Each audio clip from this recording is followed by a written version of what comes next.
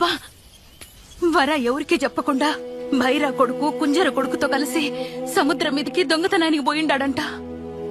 దేవరకి ఎదురెళ్తున్నారు సింగప్ప.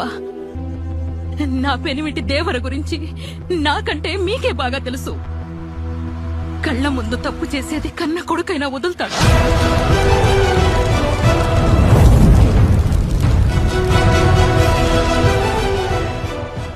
నీ పెనిమిటి అందరిని వదిలిపెట్టి ఎప్పుడో పోయినాడు తల్లి. దేవరా మనల్ని ఇడిసిపెట్టి ఎప్పుడో చనిపోయినాడు.